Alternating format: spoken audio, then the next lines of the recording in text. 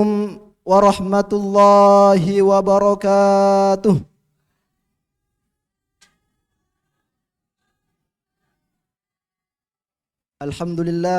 Alhamdulillahi rabbil alamin. Hamdan syukran lillah, salatan wa salaman daimaini bidawami mulkillah. Wassalatu wassalamu ala rasulillah. Wa Ustadz dan ustazah, pembina Pondok Pesantren Pasca Tahfiz Bait Al-Quran yang insyaallah dirahmati dan dimuliakan oleh Allah Subhanahu wa taala. Dan para kakanda dan adinda santri BK angkatan 35 yang insyaallah juga dirahmati oleh Allah Subhanahu wa taala. Insyaallah pada kesempatan ini saya akan mencoba membahas tentang syukur.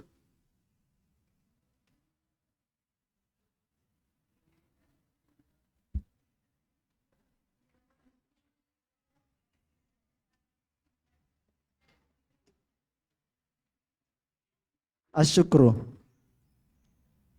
Teman-teman sekalian, ada dua istilah di mana jika kita memperhatikan dua istilah ini atau kedua kata ini itu memiliki makna yang sama. Namun apabila kita memperhatikannya dengan teliti, memperhatikannya dengan seksama, maka kita akan mengetahui bahwasanya kedua istilah itu memiliki makna yang berbeda. Kedua istilah itu yaitu ni'matus syukri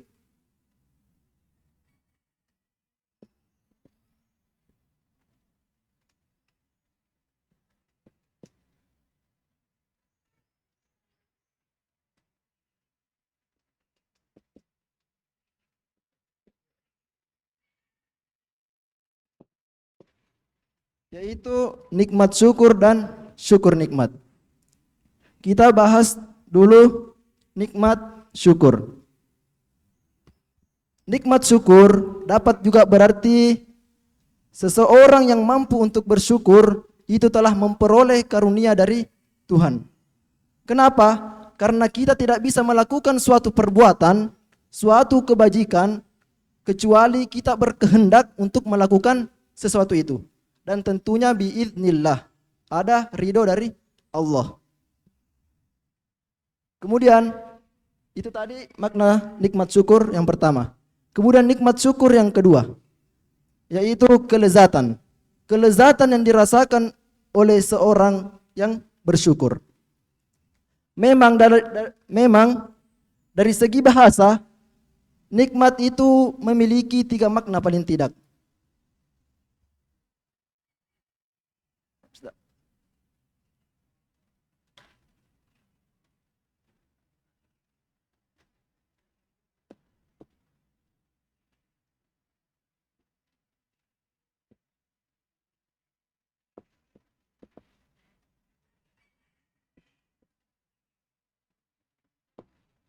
Yaitu al-ladzatu, ar-ridha, dan apa satu? Ni'matullah.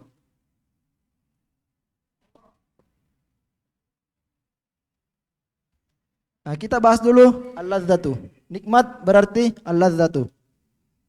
Seperti kita makan makanan yang enak, maka kita akan berkata makanan ini enak sekali.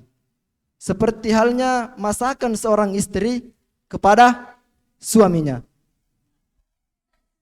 Bagaimana Kang Hasbu, udah punya istri belum? Hasbu udah punya istri? Hah? Kalau calon udah punya? Ya, kita doakan beliau ini mudah-mudahan cepat dipertemukan jodohnya. Siapa tahu jodohnya ada di sebelah kanan saya. Amin. Karena ngapain jauh-jauh kalau ada yang dekat.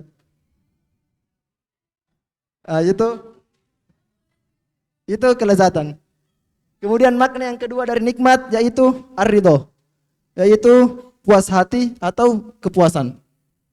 Jika kita telah melakukan suatu pekerjaan di mana hasil yang kita kerjakan itu sesuai dengan apa yang kita inginkan, sesuai ekspektasi lah, maka muncul rasa puas. Nah, puas itulah disebut dengan nikmat. Namun kita mencoba menarik ke dalam tuntunan agama, ke dalam tuntunan bisnis. Kita dalam meraih kesuksesan itu dianjurkan untuk tidak cepat merasa puas. Karena kapan kita cepat merasa puas, maka kita akan mandek. Kita tidak akan mencapai tingkat yang lebih tinggi. Memang dalam Al-Quran itu telah dikatakan, فَإِذَا فَرَغْتَ فَانْصَبْ. Apabila kita telah selesai melakukan suatu pekerjaan, maka baru kita beralih ke pekerjaan yang lainnya. Di dalam tafsir Al-Misbah dikatakan, ditambahkan di situ sampai kita letih. Kita akan membahas sedikit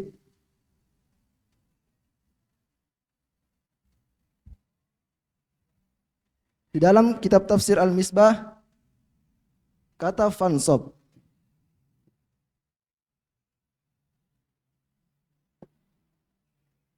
Di sini ada kata fa. Fa biasanya kita artikan maka. Terus ada kata insob.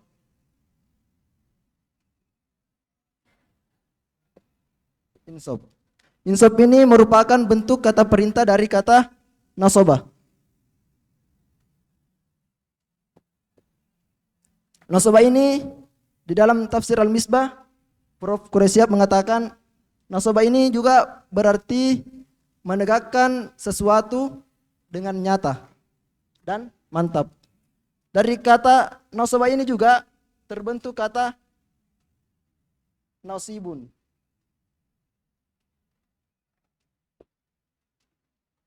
Kata nasibun. Jadi kita bisa dari penjelasan ini kita bisa mengetahui bahwasanya fa idza faragta fansab itu artinya apabila kita telah melakukan suatu pekerjaan, maka kita pindah ke pekerjaan yang lainnya dengan bersungguh-sungguh sampai kita letih.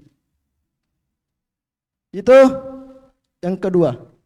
Kemudian apa tadi yang ketiga itu? Nikmatullah. Yaitu nikmat juga dapat berarti anugerah Tuhan. Kalau kita berkata nikmat syukur, maka nikmat syukur itu bisa kita artikan seseorang yang bersyukur itu telah merasakan kelezatan bersyukur. Memang kelezatan itu menurut Prof. Quraisyab al-ladzatu itu terbagi jadi 3. Yang pertama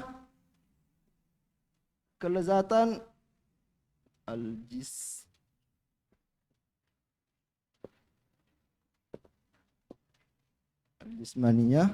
Kemudian yang kedua an-nafsaniyah. Kemudian yang ketiga arwahaniyah.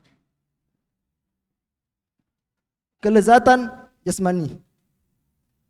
Nah, ketika kita telah bekerja lagi capek-capeknya, kemudian kita diberikan segelas air dingin, maka itu lezatnya luar biasa. Nah, itu jasmania. Kemudian ada kelezatan nafsania. Kelezatan nafsania ini lebih tinggi derajatnya daripada kelezatan jasmani. Buktinya, ada seorang anak yang lagi asik bermain sampai ia lupa untuk makan. Enggak usah terlalu jauh, kembali kepada diri kita, terutama saya pribadi. Nah, ketika kita lagi scroll TikTok atau main game Mobile Legend, PUBG, Free Fire, atau lagi chatan sama doi, atau lagi teleponan sama doi, kita itu rela untuk begadang sampai larut malam atau bahkan sama sekali tidak tidur. Itulah bukti bahwasanya kelezatan nafsan ini lebih tinggi derajatnya daripada kelezatan jasmani. Ada kelezatan yang ketiga, yaitu kelezatan rohani. Di kalangan para psikologi dipertanyakan, mengapa banyak anak-anak yang telah dilarang untuk berpuasa akan tetapi ia masih berpuasa? Mengapa pada saat kita berbuka ada rasa bahagia. Mengapa? Karena pada saat kita berpuasa, kita merasakan yang namanya kelezatan rohani. Itu sebabnya kata mereka, lebih banyak orang yang berpuasa daripada orang yang sholat. Mengapa? Karena pada saat kita berpuasa, kita merasakan kelezatan rohani. Ada seorang miliuner pernah bercerita, saya sering memberikan bantuan kepada organisasi-organisasi, memberikan bantuan kepada partai-partai, akan tetapi katanya, saya tidak merasakan kelezatan rohani. Akan tetapi suatu ketika, ia lewat di seberang jalan, ia melihat seorang kakek-kakek yang lagi memungut sampah. Kemudian muncul dalam hatinya ada dorongan untuk memberikan uang 100.000 kepada kakek-kakek tersebut. Pada saat ia berikan, ia merasakan kelezatan rohani. Mengapa pada saat tadi ia memberikan bantuan kepada partai-partai dan organisasi-organisasi, ia tidak merasakan kelezatan rohani? Itu dikarenakan mungkin ada maksud atau ia dalam keadaan terpaksa. Beda halnya tadi ketika ia memberikan bantuan, memberikan uang 100.000 kepada kakek-kakek tadi. Itu murni dari dalam hatinya sendiri. Mungkin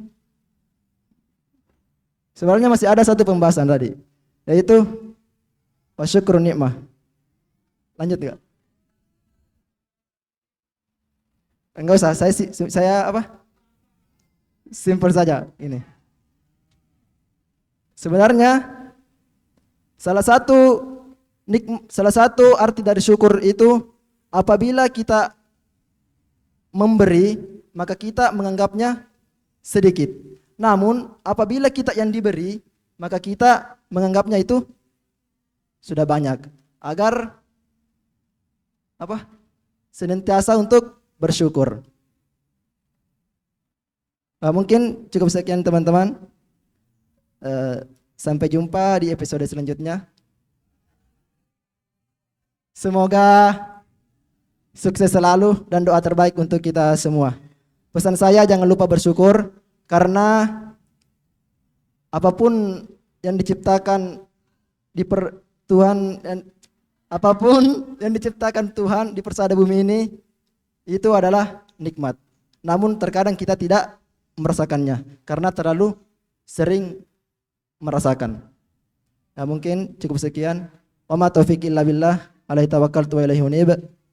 Wabillahi taufiq wa da'wat wal irsyad. Assalamualaikum warahmatullahi wabarakatuh.